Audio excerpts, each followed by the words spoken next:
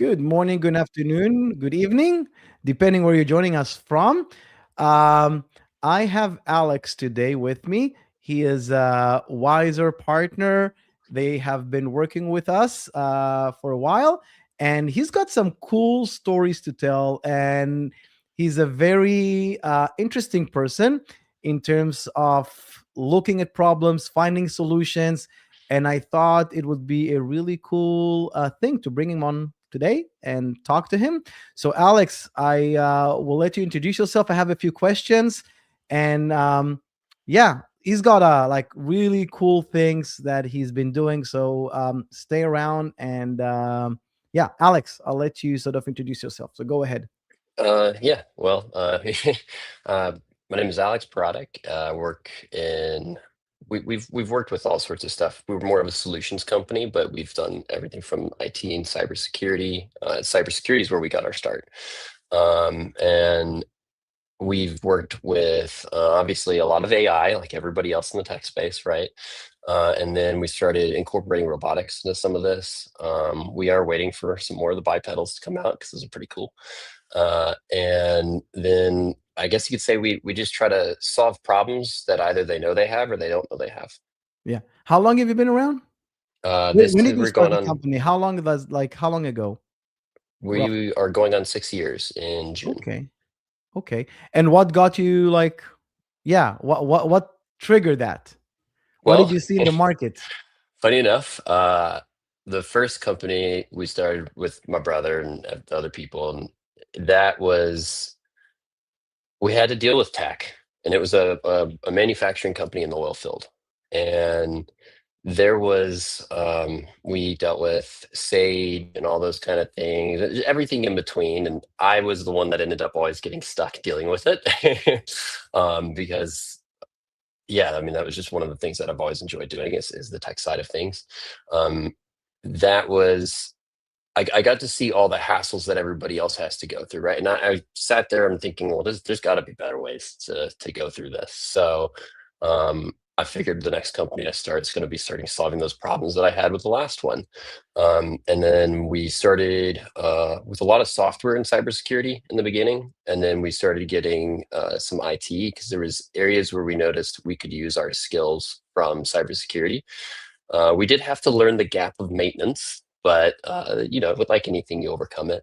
So there's a lot of learning curve to all of it, but I would say we have a pretty well-rounded team to build solutions to solve either complex problems or just problems you don't see yet.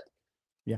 I think when you say I saw better ways to solve something, because I've been talking to you for a while, you mean it, right? It's not Uh, like a slogan, like you actually go and like build something, right? You were talking about robotics and how you optimize things. So you're very technical, right? Like you actually like going in and looking at a system, and even if nobody's complaining about it, if it's not stuck or not working, even if you can just optimize it, I think that's sort of those things that you like to solve. yeah, that, yeah, that's what I and remember, sort of like you, yeah, you I like gave me problem some solving. examples, I think, about something about ice cubes or something. What Yeah, was it? so with ice, and they just needed sensors for going through and knowing when what was happening around within the environment, and it's that kind of stuff is sometimes more. It sounds like it would be something really hard to get into, but it's yes, there's time, there's setup time, there's build, figuring it out. But once it's going, it's easy and you're glad you've done it, right? Because it's things that actually add value to your operation side when you're trying to make things. And when we were I will say this is one thing I had a lot of fun when we had the oil business was the factory side, setting up the layouts of the warehouses, things like that. Where do you even put your racks, right? Those things were fun. And there was a lot that we learned just doing that we would later be like, all right, well, we're going to redo it all because we found a better way. And those kind of optimizations can be done even more so with tech, right? When you start putting sensors everywhere and you start having the capabilities to have data in real time. And that's where I would say AI and those kind of things actually help a lot because they parse it faster than we can. So they can actually make connections when they have enough data that we would never make. And the reason why is because we have all these dashboards. And so you're always sitting there going through your dashboards, and it can go through and make connections you won't see as quickly. Or it, if you have AI on a camera in your office and God forbid something happens to an employee or something, right? It could notice and have emergency services there before anybody else could. I think those kind of things are cool Yeah. because we, coming from the factory side, especially when you have to deal with it as an owner or anything else, even management, that's always a nightmare for you, is something could happen to somebody on a factory floor. So knowing that they can help in some of those areas, maybe even preventative measures, depending how people are willing to set some of those things up, I think is a pretty big use. But securing it's pretty important too, right? I think what you're bringing in, which is very unique, is you have sort of two legs, one in cybersecurity, but you just talked about physical security, but you use digital to do that. So this is not about just a helmet and a fence. You're thinking about how can we use this camera AI and find out maybe if somebody's about to do something dangerous or if something happened to someone, so that you can maybe either warn people or warn the person. So like, I think you really enjoy, like, building stuff that will optimize the factory, um, in also in a, like, in a safe way. So like, you're putting safety, security, and your love for robotics and understanding manufacturing to sort of combine all of that to just make the factory uh up to date, with all the technology that is out there. When and there's even, you can go way beyond that with some of this stuff, right? And you know that with some of these things going on, it goes. But I've been that guy on the ground floor, and I didn't want to get crushed. So, Yeah. and when we first started the oil company, everybody's on the ground floor, and so you start to see all of that yourself. And I'm always thankful that I've gotten to do that because it allows me to view tech the way I view it with those environments. And I think that's part of it. Sometimes you got to get in the dirt to understand what you're dealing with. Yeah. Um, the How do you identify opportunities to optimize? So there's so many things that are going, like, how do you get the buy-in from the factory owner or from management? You're coming in, you're seeing stuff, like, are they willing to pay for this? What gets them excited? Like, because there's always things to optimize. How do you Honestly, find them? two levels. One is where they're either searching for you or you're searching for work in that area, right? And Okay. that's pretty straightforward. But there's the other area, and this is where we found it pretty useful to do IT. Mhm. Again, we weren't originally set up or set out to doing IT. It works pretty well when you can do cybersecurity. It's again learning, thinking in maintenance terms instead of breaking things terms.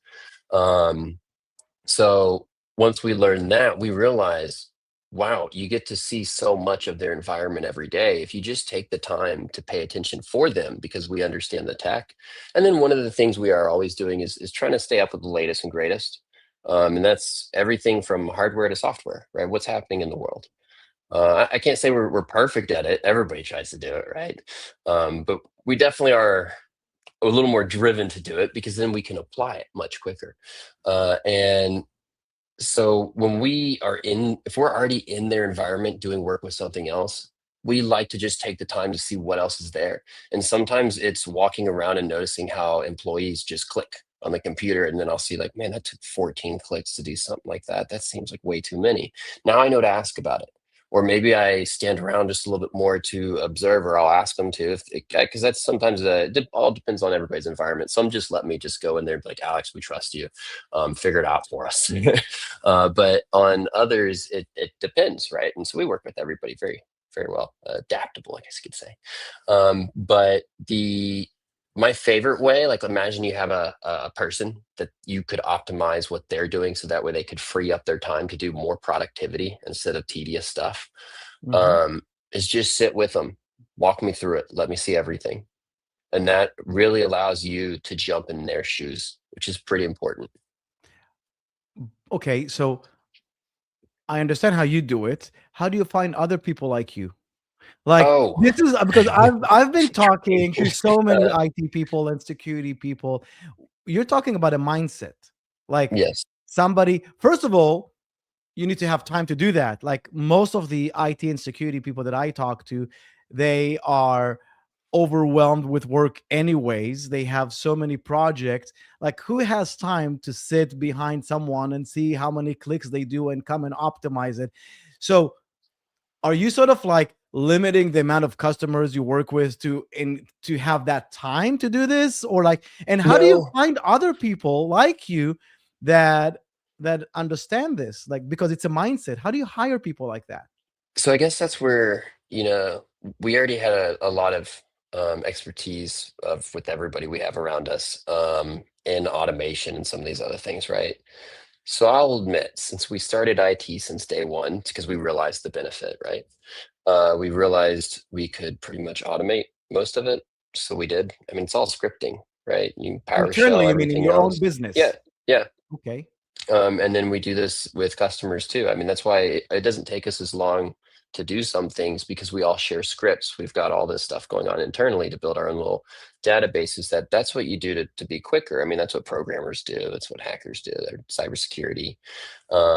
That's the norm. So we just did the same thing there. I did realize that I know people do that in IT, but sometimes people don't always share their scripts internally. And that was interesting to me because I was like, well, no, we're going to make our lives easier. So we try to make a lot of that stuff fast. Basically, we have a rule where if you have to do it more than twice, automate it. Nice. Nice. This So it's, that's our internal you rule. yeah, you're saying it like, by the way, we optimize our business. I talk to a lot of business owners, and you can see that there's a lot of startups right now that try to sell to MSPs, Yeah, I get automation. like 50 a day Yeah, emails. because you can see that it's not everyone does what you just said. So you basically built automation within your own company, and part of it is just simple rules like identifying where there's automation opportunities, right? Yes. Like, hey, you're doing the same thing twice. Think about it for a second. I think it makes it interesting for people that work for you because it's cool to do some automation, right? It's like you're building a machine. So like, they're I getting better at it, your business gets better, and then you apply the same mindset to your customers, which eventually they enjoy it as well. So Yes, it's a lot of almost training. like it's almost like, and the fact that people think like that about your own business, it's like training. Like, they're being trained to do it in house, so of course they will do it for their customers just because they're used to think like that. And I'll tell you another thing we do all the time too. We rip out our own internal systems all the time. So that way we always stay good at working on them. Nice, nice. I And like that. there's obviously certain things you don't change. You don't email Wiser. We love Yeah. Wiser. And yeah, I've got a whole list of things, but I'm sure you'll ask me about that why. But the other thing that I do that helps a little bit, and I'll admit this is I guess something that my buddy and we had talked about, and we just kind of noticed what are certain attributes or skill sets about people that we can really hone in on, like the hard things, like almost like you're playing a video game and you've got stats. One of those was pattern recognition. So we try to do some almost like psychological tests in an interview to understand their pattern recognition skills, and then we want to know how persistent they are. Right? If you can recognize the patterns to be able to build, and you're persistent, and I don't mean, you try 20 times or you try 500 times. We want to see you try 10,000 times or a million times, Yeah. right? That's what sometimes it takes to get the answer. Just like the light bulb, learn 10,000 ways not to make it. Yeah.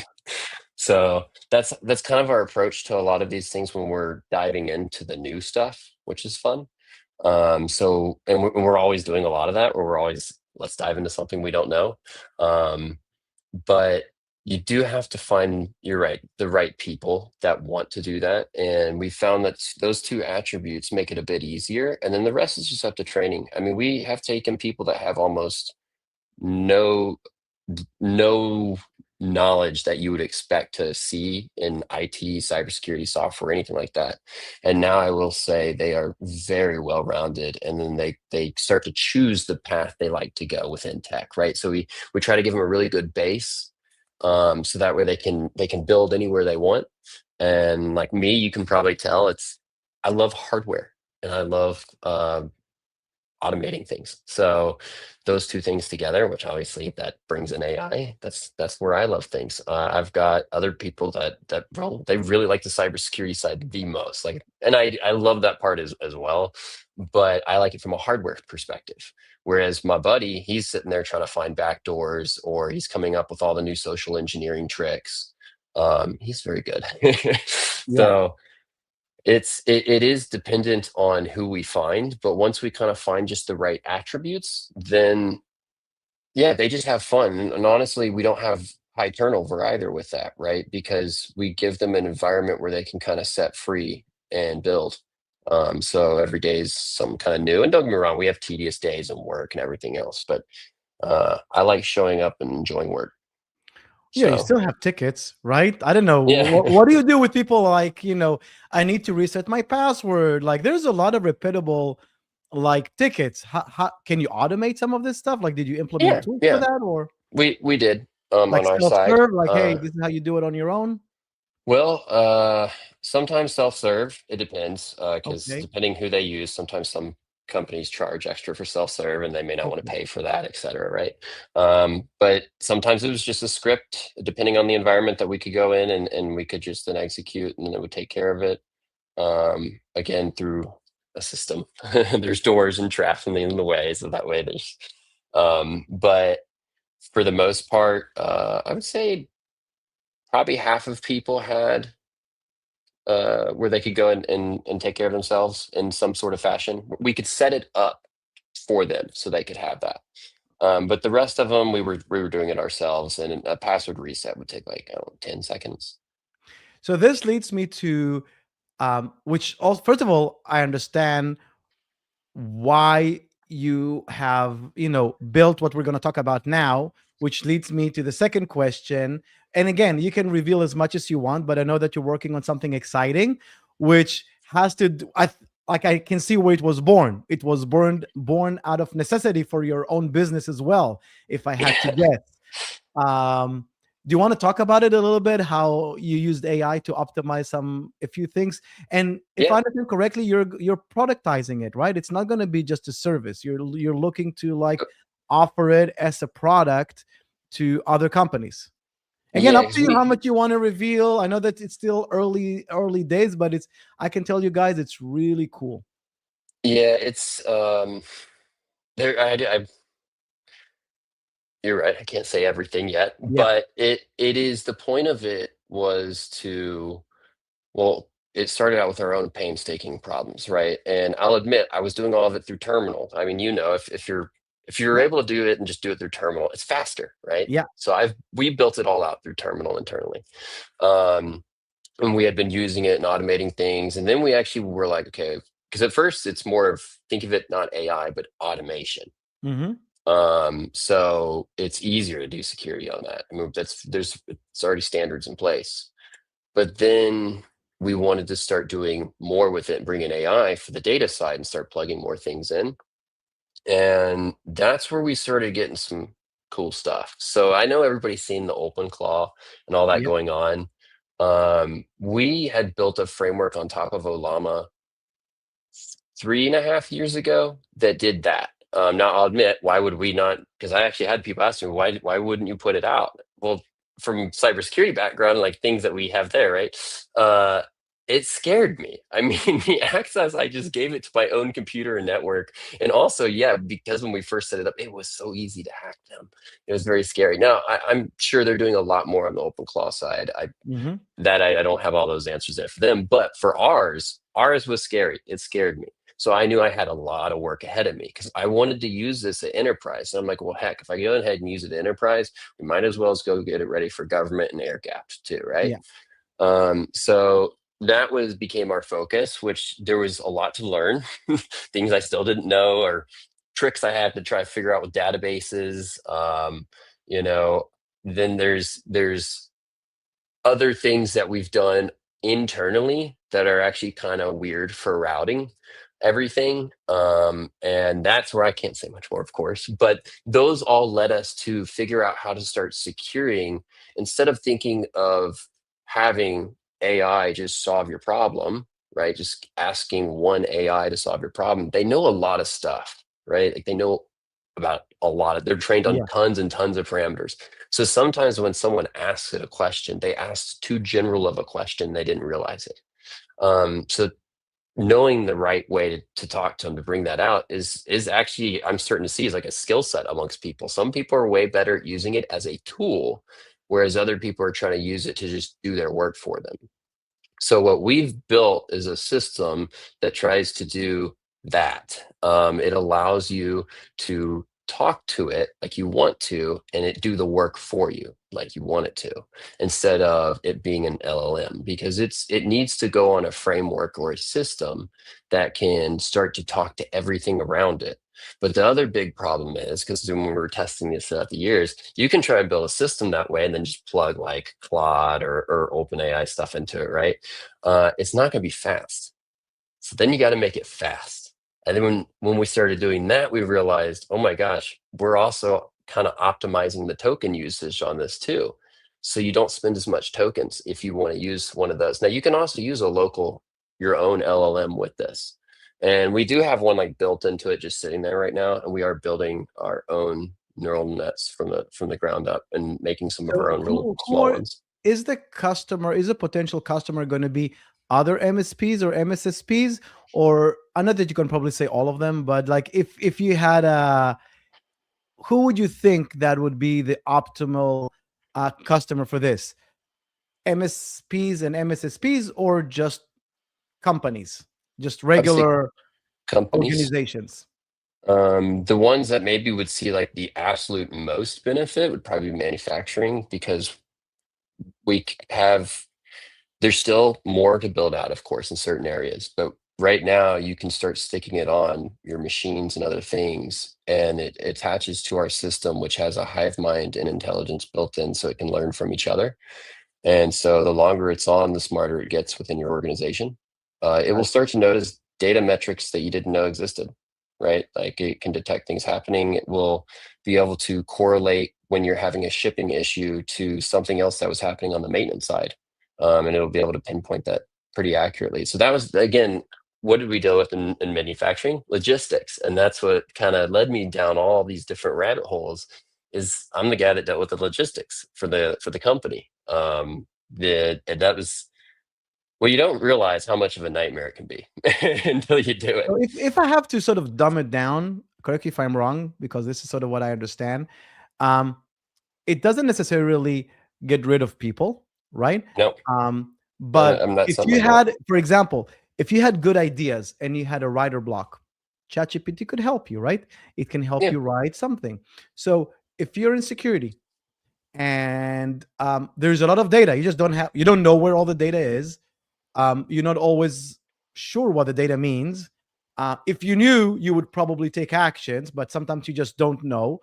So now you can have sort of like a ChatGPT interface for cybersecurity experts, for example, where they can just talk to it and it can help you find issues and help you secure the systems, just because it's sort of tapped into so many sensors, especially when you're a manufacturer. And you yep. can see a lot of sometimes like You bottlenecks can, have to do issues with security. yep. Sometimes it has like, so now you've got all that data on your fingertips It can audit for you. and it can audit, and you can also talk to it. And Yes. you can take the knowledge that you have in cybersecurity and use that for your advantage, while you have access to information that maybe it was out there, but it wasn't easy to decipher, understand, collect. And now it's like there on your fingertip. And there's another fun part that we did.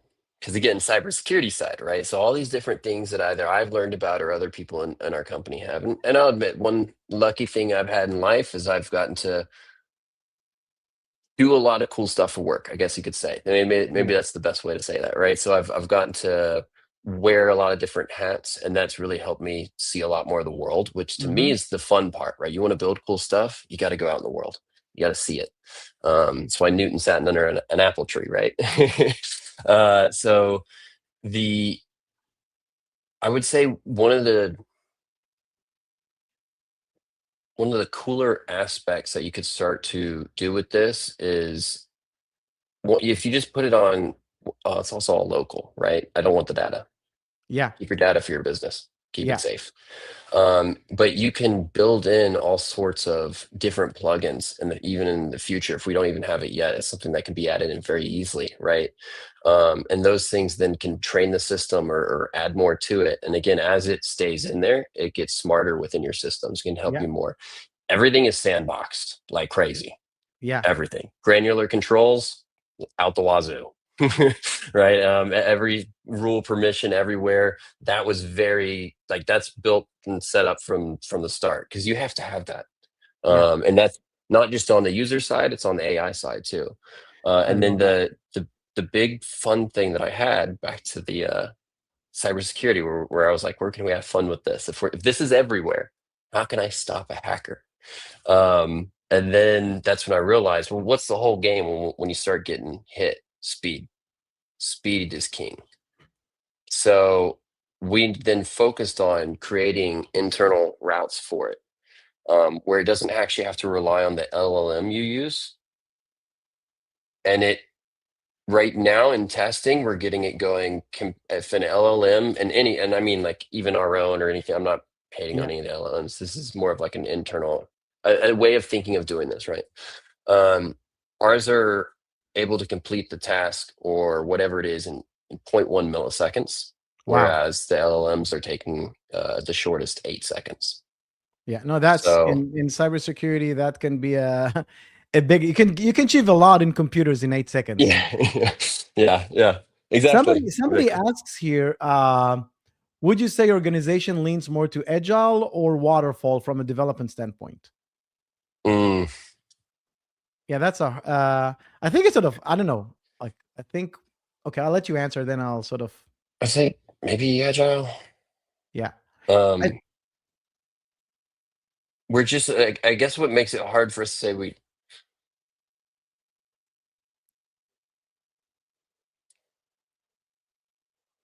I don't have the best answer in the world for that, because I guess because we're a little more less rules internally until we actually start getting ready to build something for production. yeah. Because I don't want to tie people down to frameworks or anything else. I don't even want them thinking that way when they're building. I just want them to build as quickly as possible. And then of course we're always doing these in environments that aren't attached to everything else, and things. And it's not even just AI. It could be building some internal app that helps something with Slack or something else, right? It just sounds a real small. But again, I guess we've tried to not think too much about all those kinds of things up front until we're actually ready to go to production, or you're in front of the client and they want to hear all the right words. Yeah. I think what happens usually. It's a mix at the end of the day. I think when companies start, they probably start agile a little bit, and as they Yeah, grow, they need that's to why I would say implement. agile is probably like the Yeah, in most, order right? to continue that agility, it's not easy as you grow. So if you're like doubling down on it, it's possible. If not, I see sort of that mix with companies where they're both in like both waterfall and agile. Yeah, but I think there are like huge companies out there today that are releasing like multiple times a day. Yeah, Uh, yeah, you know, so yeah, they are.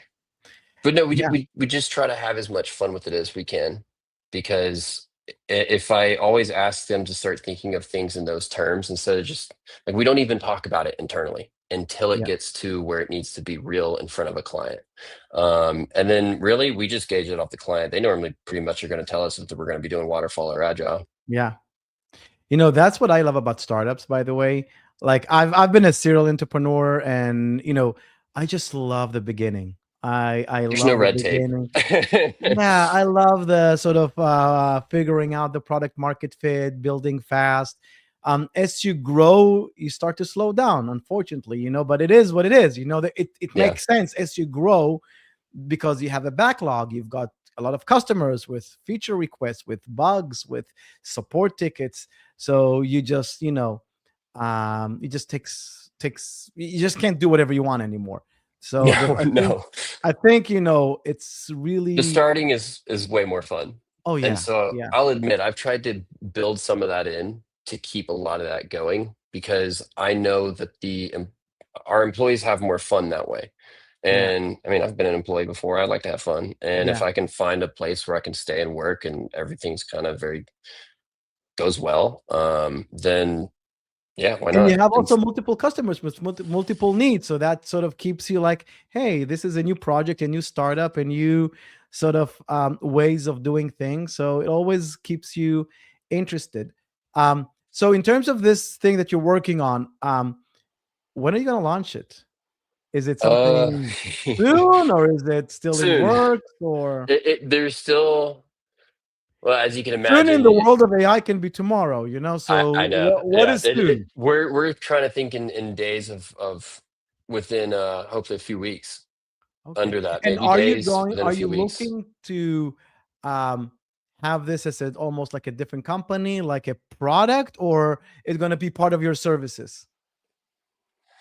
You don't know yet. I am working on that one. You know, those are all these, it really started to kick off Monday once we started kind of letting certain people in the world know about it. And then there's been uh yeah, for me it's fast. So I'm Would just you trying to want keep up. investors to reach out to you If they want to. if they want? There's if they want to, that I would not mind at all because that's basically what's been happening, and it's been fast. And um, overall, the system allows people to reduce a lot of the things that they had before.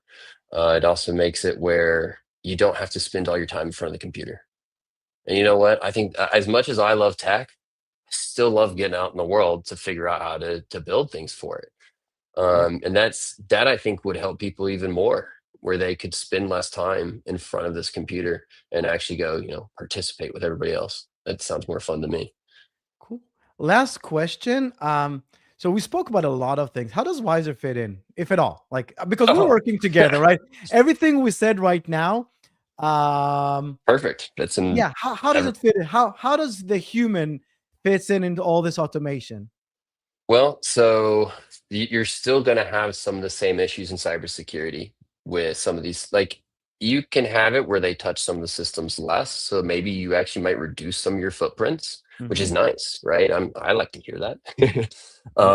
But there's still the human in the room. They can still pick up the wrong USB and accidentally plug it in because they wanted to see what was on it, and that sucks. So there's still that element, and I think what will be interesting is to see how they try to, and if this starts to become a system that more and more people use, because again, we have designed it to go up to things like Toyota, right? We want 10,000 people, 2 million devices, and just in one environment. And again, on their servers, their stuff running lightweight. That way, they can start having real use with all their data in a good way. And then we can actually use a lot more of the stuff that we have to start to grow more, even internally, without having to go spend a bunch more money, which is nice too, You know because what I there's a think lot of hearing this? dashboards. If two ways that, again, this is like an some open questions that I didn't also myself think about before, but the AI can be used in two other ways. One, part of the sensors can be your email. So can potentially, like, you can see risks coming in from the email, while supply chain is Ours a big doesn't touch risk. email. So like you connect those things. And Yeah, the oof. other way around is when you spot those things, you can have ad hoc training that is specific. So, like, if you see a supply chain potential issue, even if no phishing came in yet, but you can see, hey, there's potential of again, supply chain risk. Maybe we'll push out, supply chain awareness, and because this may happen, this just looks like a pattern that we've seen in the past. Maybe we should now enhance the awareness around supply chain, because there was some weird stuff going on there in terms of components that we just bought, or issues with shipping. Maybe, maybe certain type of scams usually follow shipment delays. So now I can be, oh, I'll do some training around that, because I know there were delays and I know there are scams around delays. So maybe let's be proactive about it. So like you can, this is something just thinking about out loud that we can With talk that, about, but we can do training based on predictive scams. Like we can see, yes, hey, this yes. could potentially And happen. and that's the other thing I would say is if you have AI attached to your systems, don't read emails with it. Yeah. Don't do it. We're trying to a lot of these things, like we're working on solving that problem ourselves with our Hmm. system, because right now that's the only thing we don't have it touching Yeah. is phone systems or just certain Email. things where I know I could attack it, right? I just have to turn what I'm doing into ones and zeros for it to do something Hmm. with. So um I wouldn't put it on emails yet until there's solutions for that, to basically have something in between. Hmm. Or maybe Outlook or those guys figure it out and do something there. That I don't know. Yeah. Um, But you can but connect to email security gateways that are out there. So there are today yes, solutions that are, so you can maybe get inputs from them, from other security tools that are in place anyways. It can be, Google Center, Google Security Center. I think they do some of that, and all the email, you've got Iron Scales, you've got, like, there's so many like yes, vendors out there that are customers have already chosen to put it in. So now you can just take the advantage of maybe connecting to those systems. yeah, yeah, and you could do that as well. I've just avoided it right now with the AI direct on there, just Yeah. because I have not figured out a way to. Is that you got to have something in the middle, and then Yeah. even then, some of the stuff in the middle, I will say, because I was talking to one of my buddies, who's I would say is he makes me look like nothing in cybersecurity, right? That's the guy I go to because Yeah. he's actually amazing. But he was telling me that there are ways he can get around some of these other things to still get him to pull stuff off. So Yeah. I'm like, all right, I'm gonna listen to you. So there's definitely something always you've got to do in the middle there. And again, Outlook, Google, all those guys might solve the problem themselves. Yeah. I think it's, They yeah. might I solve think that. people, unfortunately, I think, we spoke about OpenClaw and some other solutions out there. People are just too easy giving access to their email to AI Yeah. tools, which that can be a whole different conversation. But you don't want, I think, my fear with AI is that people are moving now to giving AI decision making capabilities. If up until now it was more like asking questions, now it's like, hey, let the AI do this for me. Now that's when we're going to start seeing, I think, phishing that are phishing AI agents. And we're Yep. going to see scams, because I think it's actually easier to fool an agent than to fool a person, in my opinion. Yes. That's something that we will see in the near future. But Well, I think it's I the think smartest. criminals are happy with all those AI agents out there seeking for information, looking for stuff. Hey, find me the cheapest flight. Oh, I'm a scammer. I'll give you a flight to Japan for $100. Let's see your Yep. agent. They're gonna fall in my trap. So Yep. that's gonna And be and that. it's interesting already to see what's going on there. It's been Yeah, very, and that's why I think you need AI working, not just have AI doing everything. You have AI yeah. working within systems, because then that's how you can solve I a lot love of that. these issues. And also you can get better speed that way, which Anthropic and those kind of guys, they can actually see server costs cut on their end because people are Yeah. using it less. And then your subscription models work better. So, Alex, if there are people out there now listening to us, I would say it doesn't have to be manufacturers, but in general, if you want a faster running business, more optimized, up to date with taking advantage of the AI, but without sacrificing security, actually improving security, how do they contact you? They can contact us via sales at ra9.io. You can also go to our website, ra9.io. Um, And yeah, you can also call us at 281-404-5040. So if you have any questions, let me know. And also follow you on LinkedIn, I guess, right? Well, yes, there's that too. Yeah.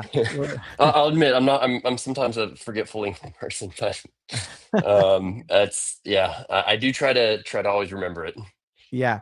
And I can tell you, like you see, guys, it's very easy to talk to Alex, and he's always got great advice, and he's very, very passionate about what he's doing, which you can't ask more from a service provider. If they're passionate about securing your business and optimizing your business, you're in good hands.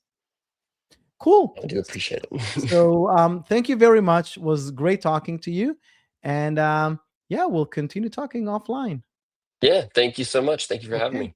Bye bye. Take care.